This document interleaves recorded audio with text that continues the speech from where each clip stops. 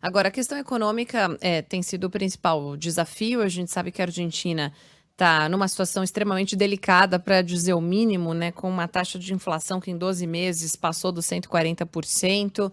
E enquanto o Sérgio Massa propõe um plano de continuidade para melhorar a economia, Milei quer diminuir o Estado, dolarizar a economia para tentar recuperá-la. O fato de Sérgio Massa já ser o ministro da Economia pode interferir de forma positiva ou negativa nessa disputa? E como é que argentinos têm encarado as propostas de ambos os candidatos para esse setor? Bom, eu acho que o que as pesquisas de opinião pública têm mostrado, ou vinham mostrando pelo menos, é que a gente está falando de dois candidatos que enfrentam um problema muito similar, que é a rejeição, uma rejeição muito elevada para ambos. Em relação ao Massa, essa rejeição elevada ela se justifica pelo fato de ele ser governista e o país enfrentar uma crise. Para ele, a situação seria completamente diferente se ele, enquanto um candidato do governo, estivesse trabalhando para um governo que conseguiu responder bem aos problemas econômicos e sociais que o país enfrenta. Mas não é o caso. Então, ele tem uma rejeição muito elevada em função disso. É um ponto desfavorável.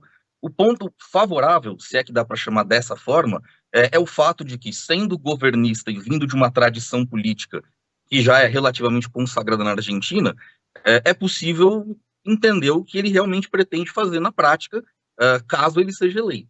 Quando a gente olha para o adversário dele, para o Milei, a gente tem muitas incógnitas, né? A gente tem um candidato que ele se autodeclara ultraliberal ou libertário, ele tem uma série de propostas, né? Como a dolarização da economia, como o fim do Banco Central, como cortar relações com países que ele considera como sendo comunistas, como China e Brasil.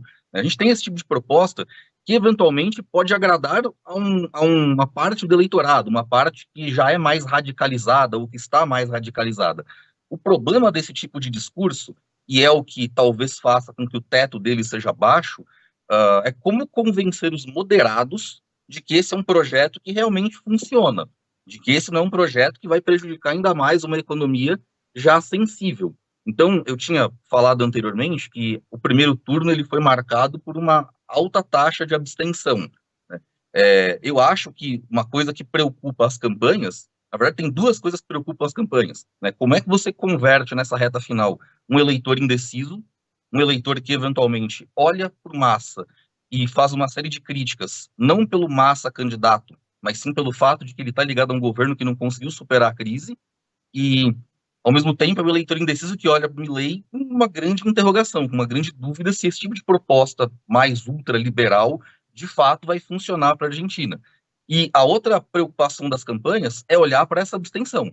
Como é que eu convenço um eleitor que está descrente? Como é que eu convenço um eleitor que não se sente representado por nenhum dos lados? Como é que eu convenço um eleitor que, eventualmente, até estudou as candidaturas e não consegue enxergar que nenhuma delas, de fato, se mantém de pé? Como é que eu convenço esse sujeito a sair de casa amanhã e votar no meu candidato? Então, tem duas questões bastante complicadas aí para serem resolvidas pelas candidaturas até amanhã. O papel do analista político nessas horas sempre é muito difícil, né? Porque como é que você prevê o resultado de uma eleição tão disputada, tão difícil, em que há órgãos de pesquisa dizendo que o Massa tem uma ligeira vantagem e há outros dizendo que o Milei tem uma ligeira vantagem. Então, basicamente, se a gente tirar uma média aí, a gente vê uma eleição com empate técnico, né? Então, o papel da analista política é muito difícil. Mas eu diria que, dentre as duas propostas, uh, eu acho que uma parte dos indecisos tende a optar pelo Massa. Porque, olhando para as propostas do Milei, eu acho que elas geram um pouco mais de receio por parte desses moderados. Não dos radicalizados, mas dos moderados. Eu muitas vezes fico pensando o seguinte: às vezes você tem empresários argentinos que estão extremamente desconfortáveis com a política econômica do atual governo. Então, eles têm críticas em relação ao Massa. Mas, muito provavelmente, esse empresário, quando ele olha para a conjuntura e olha para essas propostas de encerrar relações econômicas, comerciais, diplomáticas com China e Brasil, esse cara deve se arrepiar, porque a gente não pode negar que, para além das rivalidades futebolísticas, as relações entre Brasil e Argentina elas são fundamentais para os dois países e para o Mercosul. A gente não pode ignorar o fato de que hoje o Brasil é o principal destino das exportações argentinas. Então, romper relação econômica com o Brasil por motivações ideológicas, pode ser um tiro no pé para uma economia já muito sensível.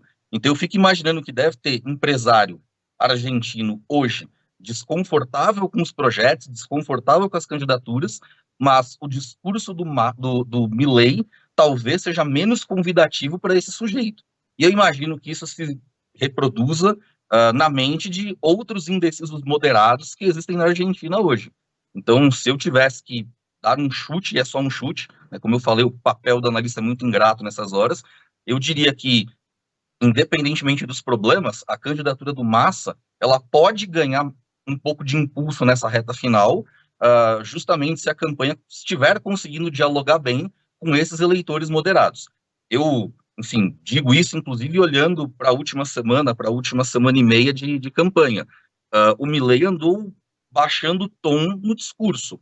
A ideia de fechar o Banco Central, que vinha sendo acusada pela candidatura do Massa de ser uma atitude de risco e que afetaria ainda mais a economia, esse discurso ele já modificou.